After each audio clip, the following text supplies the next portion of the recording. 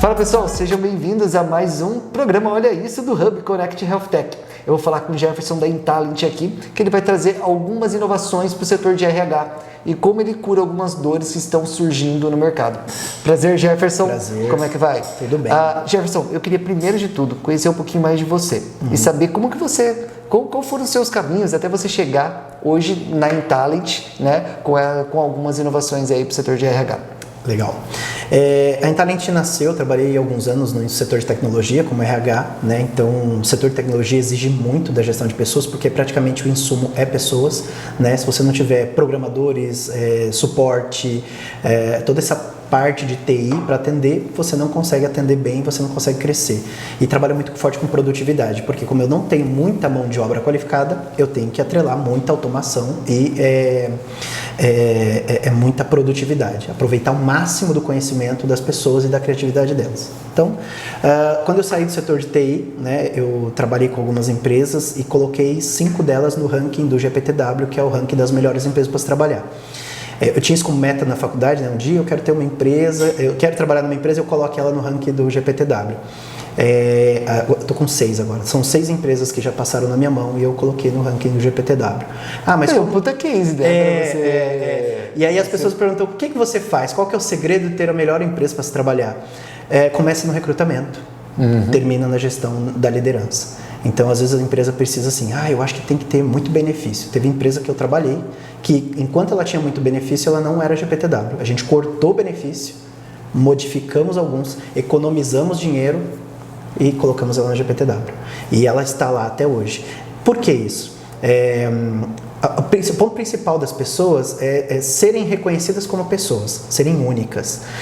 E muito gestor de pessoa, ele não enxerga o outro como um profissional que tenha que ser respeitado em sua opinião e sua experiência. Não, eu te contratei para isso, tem que fazer isso. Cara, isso não vai para frente. Esse mundo que existia na década de 90, início dos anos 2000, não existe mais. Hoje fala-se muito de propósito, mas eu vou resumir o que é propósito. Eu te contratei porque você tem uma experiência, tem uma expertise, tem uma vivência e tem uma criatividade e eu quero que você faça parte da minha empresa e contribua com isso. Aí as pessoas ficam. Porque hoje o papel do CEO, ele é montar as peças corretas e extrair o máximo de criatividade delas para soluções de vários problemas. E com isso nasceu a solução de consultoria para ajudar as empresas de TI e a gente ajuda outras, já tem outras empresas que a gente já está ajudando. Hoje a gente tem um grande escritório de advocacia que a gente está fazendo uma pesquisa de clima personalizada com análise demográfica. É um negócio... Porque quando você faz uma pesquisa de clima, você tem uma informação. A gente abriu isso para um BI exclusivo para a empresa, né? Porque agora eu quero saber assim, a minha nota que o funcionário me dá, por idade, homem, mulher, por setor, por ligação a tal liderança. Então eu consigo trazer isso e saber exatamente onde está sendo o problema. Que normalmente, às vezes, assim, os homens, no caso dessa empresa, os homens avaliam essa empresa com nota 94, as mulheres avaliam com nota 70 e pouco. Então eu tenho um problema com as mulheres. Então eu tenho que... onde eu tenho que atacar para minha nota subir? O ecossistema ali não está tão favorável para as mulheres. Para as mulheres. Exatamente. Então tem um problema a ser atacado ali, claro, né, dentro da cultura organizacional da empresa, né, e com esses indicadores a gente consegue montar um plano de ação. Poxa, que legal. Isso é legal, porque quando você faz uma pesquisa no GPTW ou na da USP lá, que é Lugares Incríveis para se Trabalhar, você tem um relatório, mas imagina a empresa tendo BI próprio e uma história, porque a minha cultura é minha. Eu quero avaliar as pessoas pelos meus valores, na minha perspectiva. Minha empresa é diferente, tudo aqui é diferente das outras. Ali é legal porque você se compara com as outras, mas agora eu quero olhar internamente. E aí você começa a criar um histórico. O que aconteceu na empresa esse ano que a mulher agora se entende, a nota das mulheres melhorou? Eu comecei com um núcleo de acolhimento das mulheres, onde as mulheres discutem os problemas dela, que às vezes não é problema que a empresa tenha que resolver, mas entre elas precisam ser resolvidos. Né, em questão de marketing, em questão de estética, em questão de ambiente. Então, quando eu começo a olhar para o meu público realmente respeitando ele, eu consigo tratar melhor. E aí vem a questão. Quando eu faço o recrutamento e seleção, eu preciso entender o feed cultural. O que é o feed cultural? É como que se trabalha aqui, como que é o ambiente para trabalhar aqui.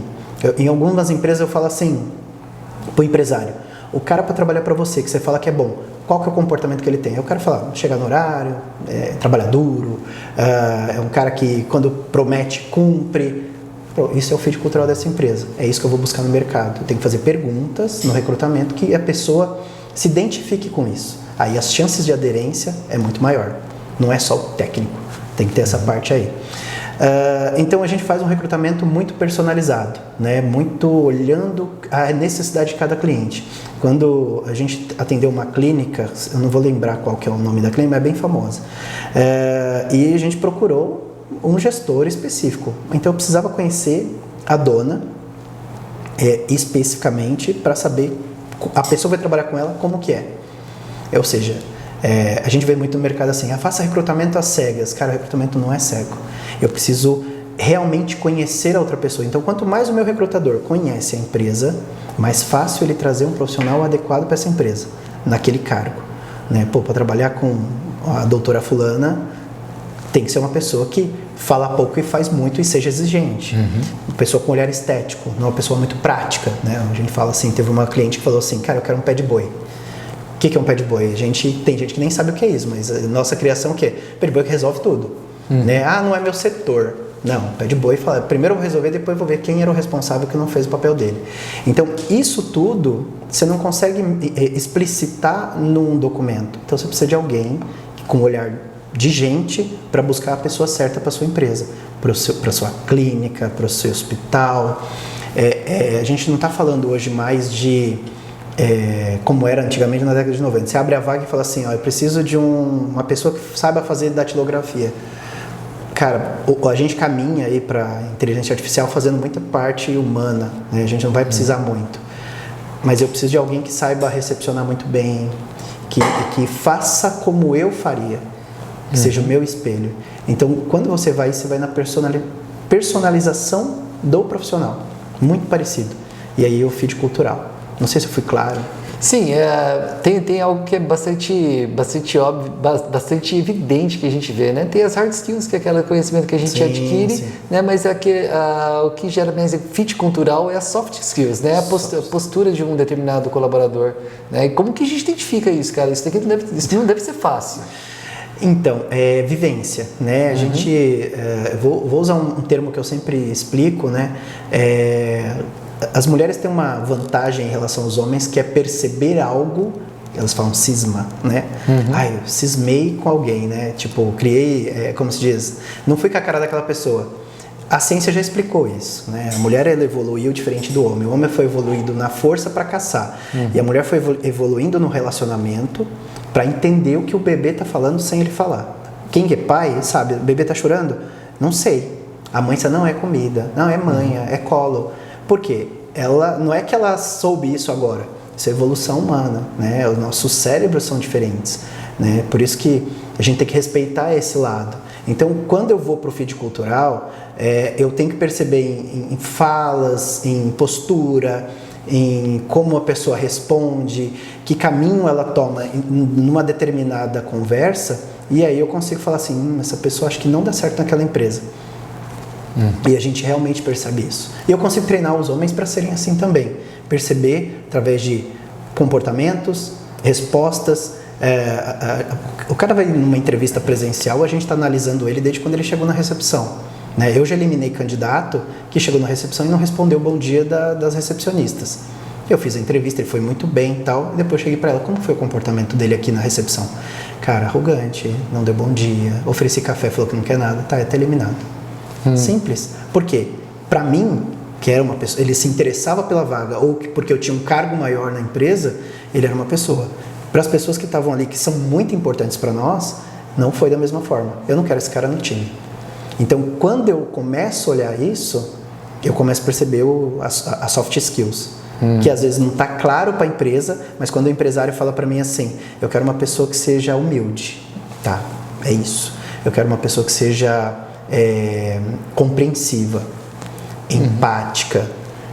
É muito subjetivo, né? Então deve ter algumas técnicas que você deve utilizar aí para analisar isso tudo, e é só na prática, na vivência ali, né, no dia a dia do RH que você consegue. Exato. Precisa conhecer pessoas e gostar de pessoas. Porque é uma sensação que muitos headhunters têm. Eu sempre falo para as minhas recrutadoras assim, Enquanto você é recrutadora, você olha os dados. Quando você vira headhunter, você lê as pessoas através delas. E o que um headhunter faz? Às vezes eu estou conversando com você aqui, eu sou headhunter, e aí eu falo, cara, esse cara dava certo em tal empresa. Tem uma empresa que tem uma vaga de CEO e esse cara daria certo. Por quê? Percebendo sua fala, sua postura, como você fala, como você responde, o tom de voz, a sua aparência. Eu consigo te ver trabalhando naquela posição. A gente está fazendo um trabalho de outplacement, né? Procurando emprego para uma pessoa que está trabalhando, e a gente na conversa, o cara ele é diretor de design de uma empresa inglesa e mora no Brasil. Cara, ele tem um salário maravilhoso. Só que durante a conversa com ele, eu e o outro recrutador que está cuidando, depois a gente se reuniu para falar sobre isso, a gente percebe que ele tem traços de um CEO de uma empresa. Então agora eu vou abordar, eu preparei agora todo o currículo dele, fiz uma análise de perfil comportamental, DISC dele, entendi, realmente ele está preparado, ele tem essa postura. Agora eu vou atrás dos cargos de CEO, onde eu consiga encaixá-la, porque é uma vaga difícil. Não é qualquer um que entrega a sua empresa e coloca outro para comandar. Aí você precisa de uma pessoa como eu vejo aquele cara. Cara, esse cara à frente de uma empresa, a calma que ele tem, a postura, o nível analítico que ele tem de detalhes, tudo que ele entende de marketing, comercial, financeiro, contábil, cara, ele está pronto. Ele pode assumir uma posição de uma empresa de alguém que está herdando uma empresa e não quer assumir. E ele contrata alguém. Então, isso é um papel de headhunter. Ele já não vê só os requisitos. A gente está com uma vaga na Alemanha, agora na empresa, e o cara só me deu um requisito, né? E a gente está fechando essa vaga com um requisito apenas. Se eu quiser implantar essa metodologia, esses serviços dentro de um hospital, por exemplo, né? Como que faz?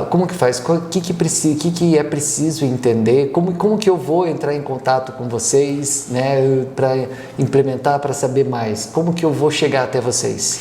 Legal. A gente tem o Instagram da Intalent, intalent.mga, né? Vai encontrar nosso material lá. Mandar um oi. Intalent.mga, de Maringá, né? MGA.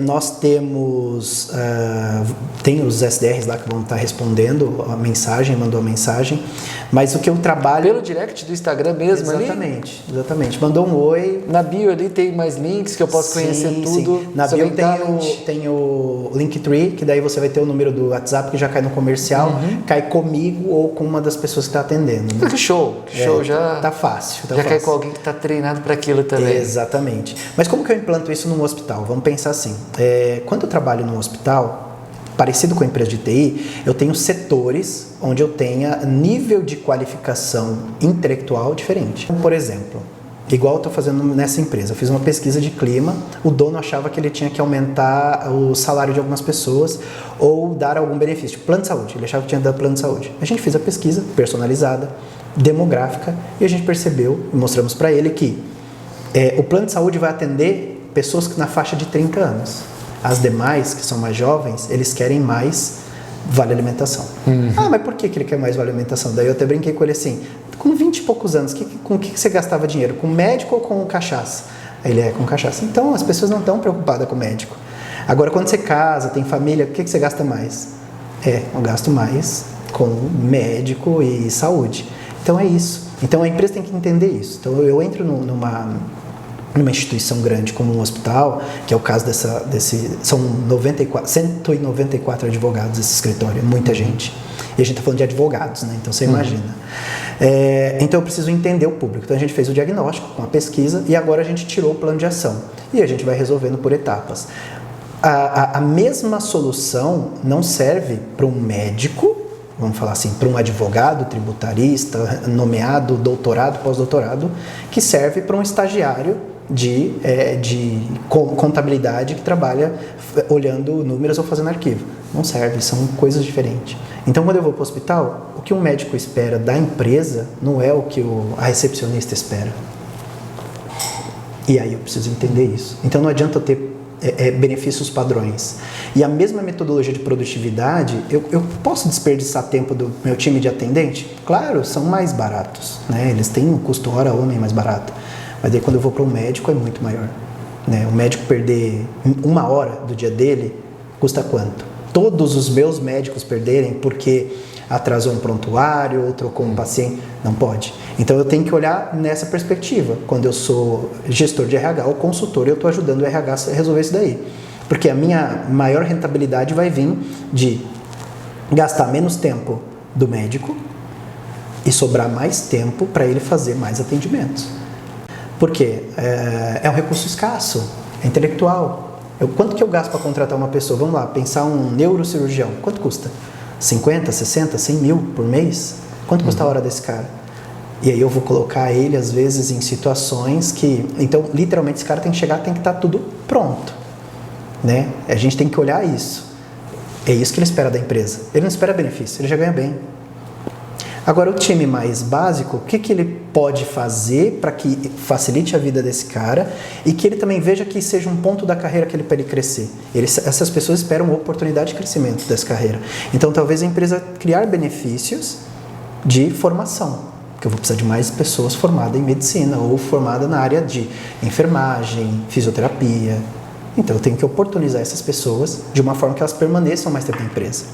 Né, e cresçam lá dentro. Isso olhando cruamente, né, olhando de uma forma que eu aplico isso no setor de tecnologia, indústria ou varejo, com pequenas mudanças. Às vezes as empresas estão tão preocupadas com a legislação trabalhista, mas o que mais quebra uma empresa é a improdutividade do time. Se tiver um time grande, consumindo lá... eu peguei um projeto de uma empresa recente, a gente foi fazer uma auditoria, eu perguntei para o dono da empresa assim, quanto custou fazer esse aplicativo novo para atender a necessidade dos seus clientes? Custou uns 600 mil reais, mais ou menos, tá? Eu fiz a conta. Custou 6 milhões, 10 vezes o que ele imaginava. Ele falou, como? Eu mostrei a conta, pus todo mundo que foi envolvido, as horas, ele tinha isso tudo lançado, estimei uma gordura, você gastou isso, 6 milhões de reais. Se você tivesse 6 milhões de reais, no caixa, em dinheiro, você tinha feito? Não. Então agora a gente precisa fazer uma metodologia, num formato para a sua empresa, que quando vocês tiverem essa ideia, vocês vão jogar nessa planilha e ela vai dar, estimativa desse custo é de, e aí vocês tomam uma decisão, vendo quanto que vai gastar, porque senão você começa um projeto que você não vai conseguir terminar. Legal, então vocês têm um processo de análise de dados muito profundo ali, né? E consegue trazer esses insights legal para o empresário, às vezes tomar a melhor decisão, a decisão de projetos internos que ele tem ali. Então o RH pode apoiar diretamente ali a gestão de projetos, né? E do planejamento estratégico do determinado negócio. Cara, muito legal, muito bom. Você pode repetir o @ de vocês? Sim, né? sim. Intalent, com TI no final, né? Intalenti.mga. Esse daí é o Instagram. Beleza, pessoal. Se você quiser conhecer um pouquinho mais da Intalent também, né? Você pode acessar o link aqui na descrição do vídeo, né? E obrigado por nos assistir até aqui e até a próxima.